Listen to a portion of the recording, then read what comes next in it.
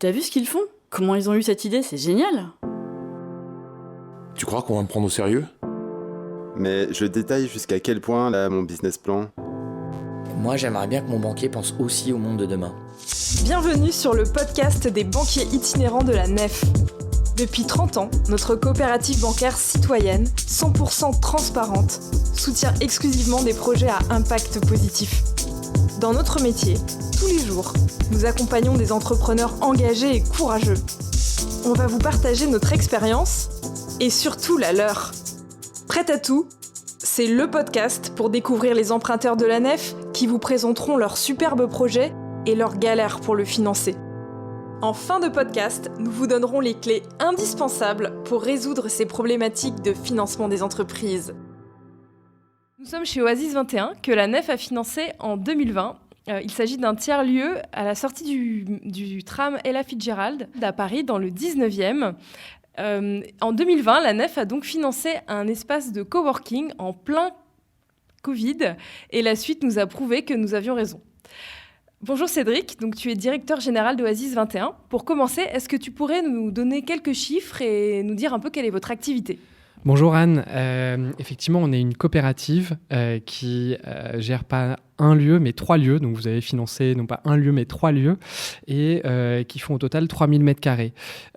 On a un lieu de 500 m² qui fonctionne depuis 2015, un autre qui va ouvrir qui fait 1000 m² et on est effectivement ici dans un lieu qui fait 1500 m² et qui se situe dans le parc de la Villette.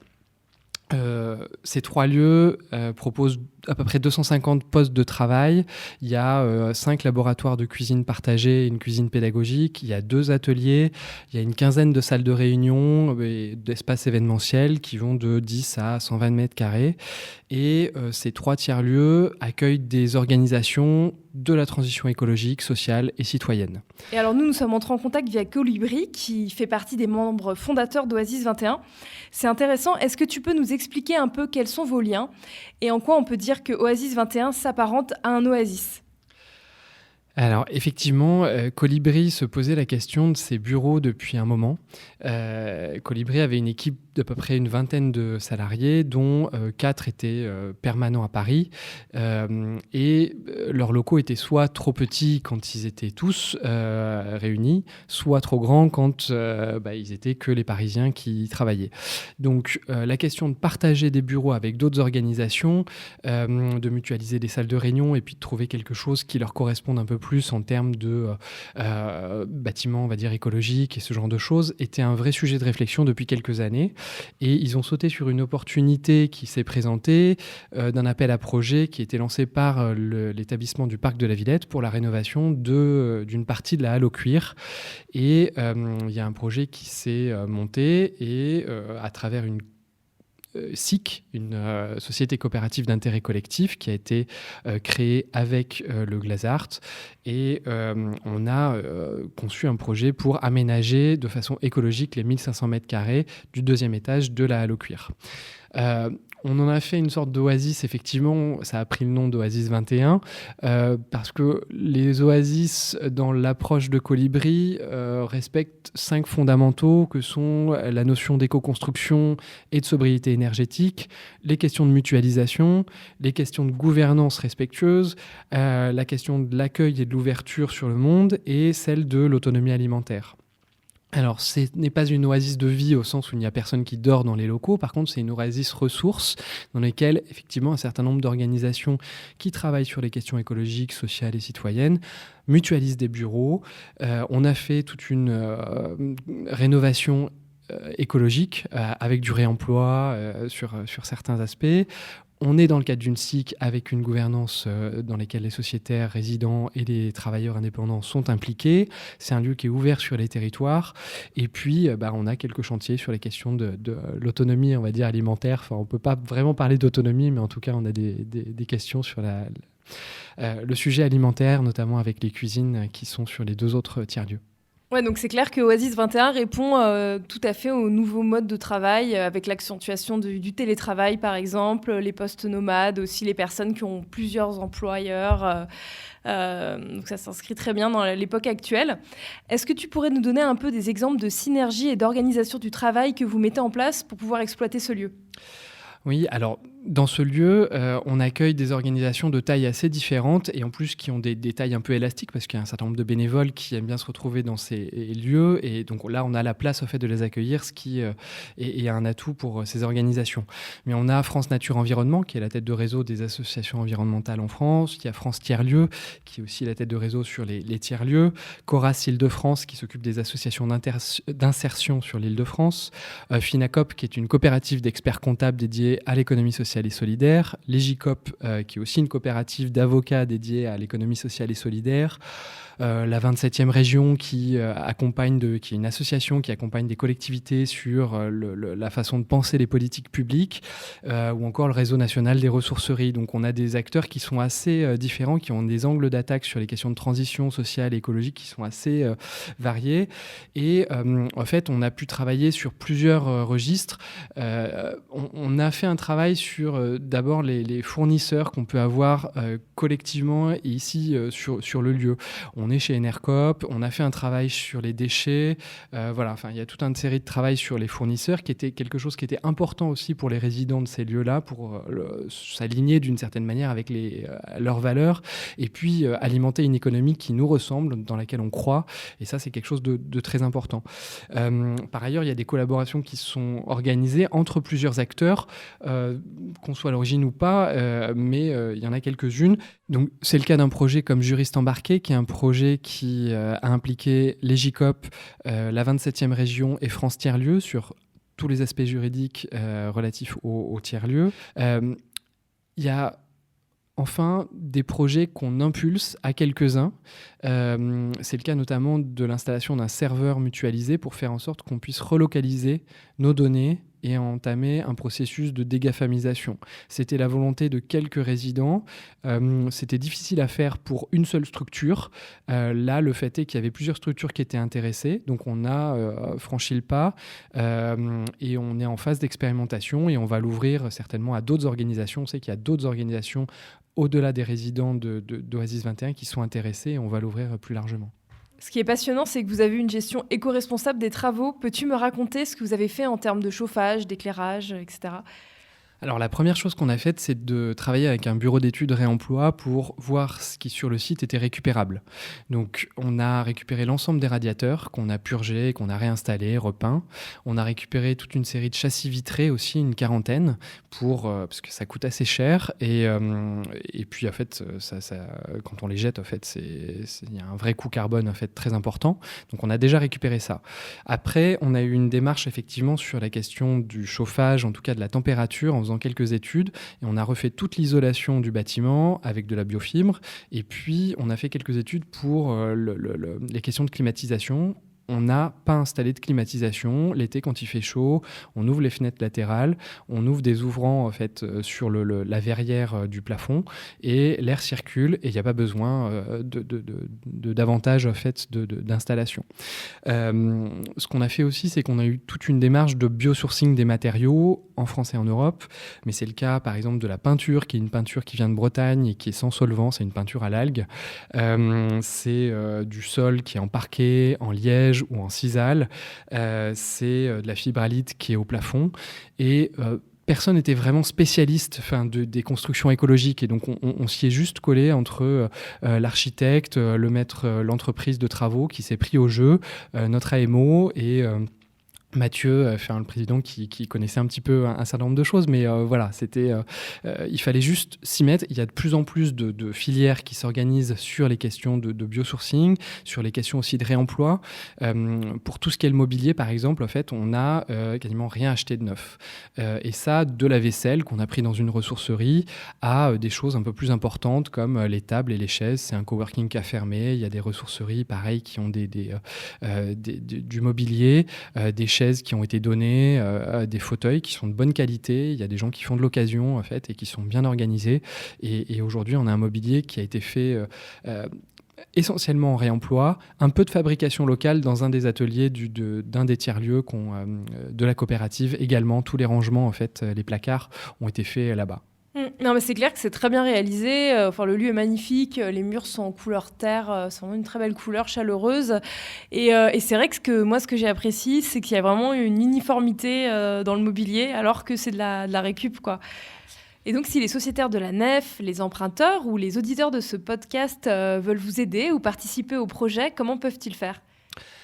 Il y a une première chose qui est assez simple, c'est de faire connaître le projet.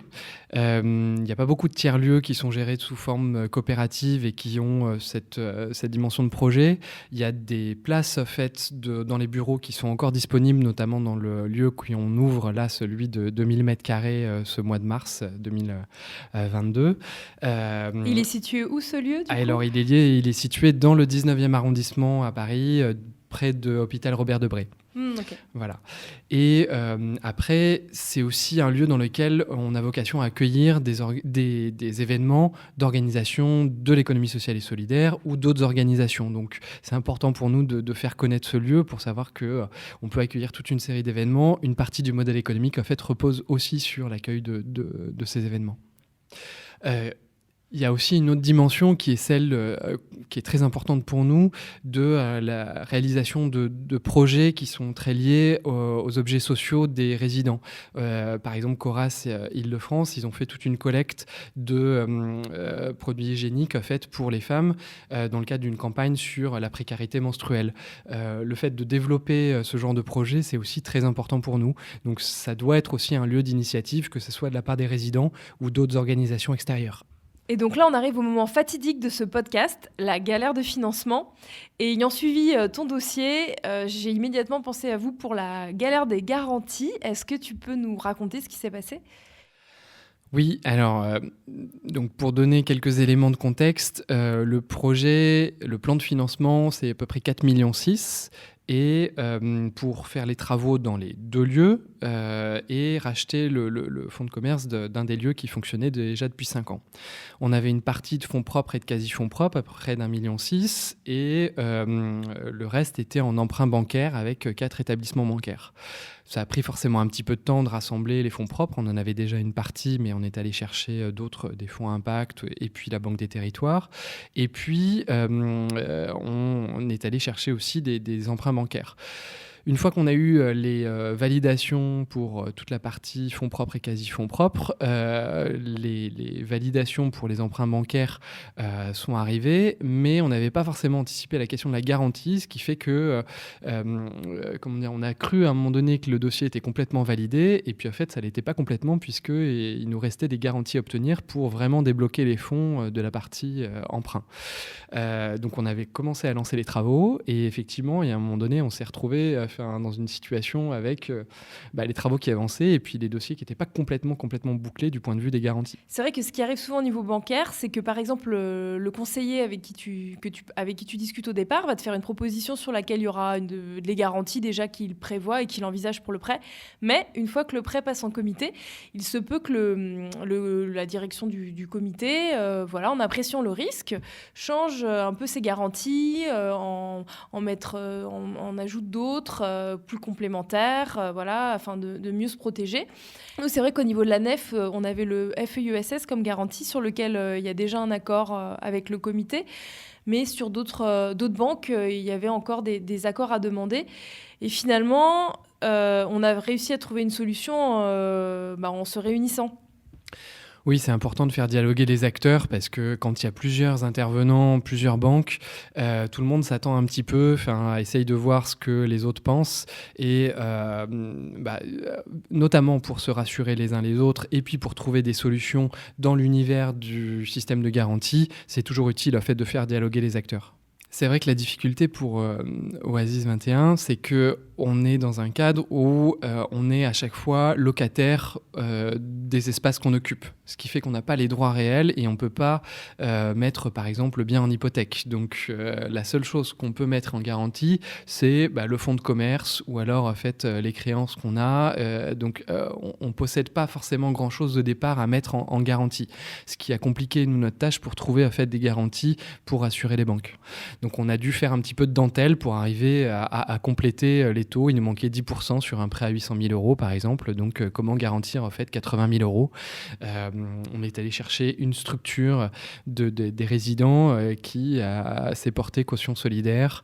Voilà, on a un dispositif un peu sur mesure, on va dire, pour boucler le plan de financement. Eh bien, merci beaucoup Cédric d'être venu témoigner là-dessus aujourd'hui. C'est un plaisir.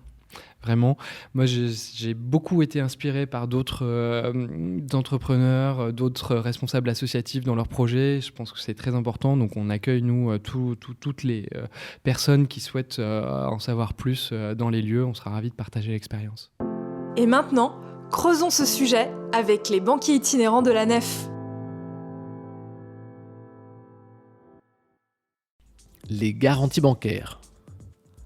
Vous avez eu plusieurs échanges avec le banquier et il vous suit puisqu'il vous remet la proposition commerciale qui formalise les modalités de prêt tel qu'il sera présenté au comité d'engagement pour accord.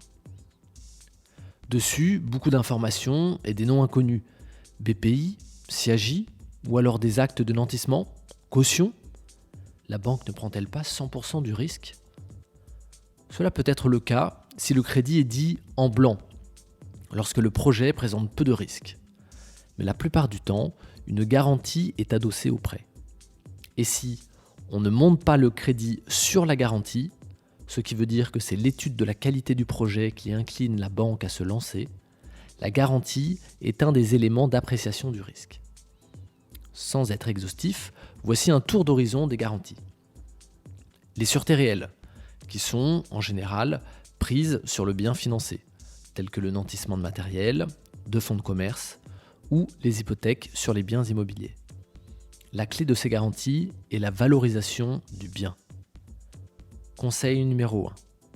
Démontrez la valeur de ces biens. Pour cela, appuyez-vous sur les bilans du précédent exploitant du fonds de commerce ou sur une estimation du bien immobilier par un agent ou un notaire.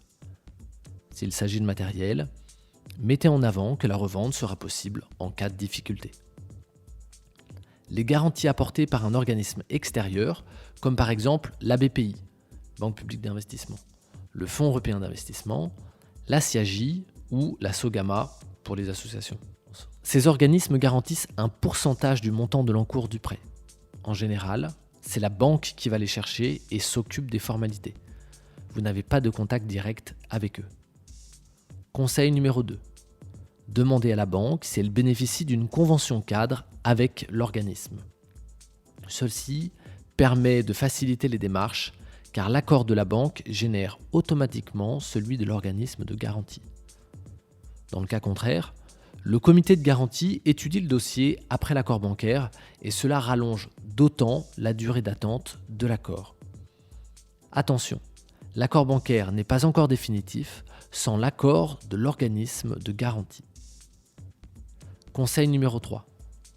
Parfois, lorsque votre projet est innovant, très spécifique ou en création, il peut être intéressant de réaliser vous-même des démarches pour obtenir un accord de garantie afin de convaincre plus facilement la banque. Dans ce cas, vous pouvez notamment rencontrer France Active ou si vous êtes une coopérative, Sophiscope. Enfin, la banque peut demander une caution d'une personne morale ou physique pour tout ou partie du prêt. Elles sont généralement demandées pour engager davantage l'emprunteur financièrement dans le projet, pour compenser un risque élevé, ou alors en l'absence d'autres possibilités de garantie. C'est ce qui s'est passé avec Oasis 21, où l'emprunteur n'est pas propriétaire et dont le besoin de financement est sur une longue durée, ce qui n'entrait pas dans les critères d'éligibilité des organismes de garantie, souvent limités à 12 ans. Dans le cas de projets très implantés localement, vous pouvez faire appel à une caution d'une collectivité locale telle que le département ou la commune. Les cautions personnelles des personnes physiques ou même des personnes morales sont des actes qui engagent la partie à rembourser tout ou partie du prêt. Cet acte est donc à prendre très au sérieux. Ainsi, si vous n'êtes plus en mesure de rembourser votre prêt, la banque ne va pas forcément saisir immédiatement l'intégralité du montant de la caution. Elle peut mettre en place un échéancier qui sera remboursé pendant plusieurs années après la déchéance du terme du prêt. Conseil numéro 4. Le schéma de garantie se discute avec le banquier. Il est possible de discuter de la présence et de la quotité de la caution personnelle. Enfin, certaines banques ont aussi leur propre organisme de garantie intégré. Conseil numéro 5. Renseignez-vous sur le coût des garanties. Pour les sûretés réelles, il s'agit en général de frais d'acte. Pour les cautions, des frais de suivi. Et pour les organismes de garantie, d'un pourcentage du montant du prêt. Parfois, ce coût alourdit le coût global du crédit de manière significative. Il faut donc l'intégrer dans vos comparaisons de prêts. À la Nef, par exemple, nous avons une convention avec le Fonds européen d'investissement qui garantit nos prêts automatiquement en cas d'accord sur le prêt de la Nef, comme nous l'avons vu précédemment, si le projet répond à certains critères. Et ce, avec un coût assez réduit.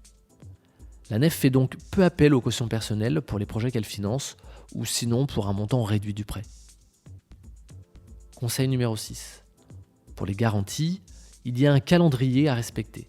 Et nous vous encourageons à suivre les démarches pour ne pas avoir de mauvaises surprises.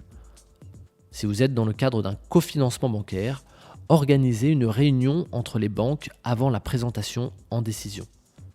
Il est important que les banques se mettent d'accord sur le schéma de garantie à mettre en place par les unes et les autres. Il s'agit d'une démarche très importante afin de ne pas avoir de mauvaises surprises au moment de l'édition des contrats. Pour aller plus loin, après l'accord de la banque, continuez de suivre l'avancement de la demande de garantie adressée aux organismes de garantie par votre conseiller. Pour les sûretés réelles et les cautions personnelles, c'est en général le service administratif de la banque qui effectue toutes les démarches. Enfin, dernier conseil, dans vos échanges pour convaincre le banquier, n'hésitez pas à mettre en avant ou à rappeler la garantie, surtout quand celle-ci a une forte valeur, même si, comme nous le disions plus tôt, on ne monte pas le crédit sur la garantie. Voilà, c'était le 9e épisode de Prêt à tout. Si vous avez aimé, n'hésitez pas à le partager aux personnes qu'il pourrait aider dans leur projet de financement. On remercie chaleureusement Cédric d'Oasis pour son partage et Anne Graal pour la réalisation de l'interview. Et on se retrouve bientôt pour un nouvel épisode de Prêt à tout.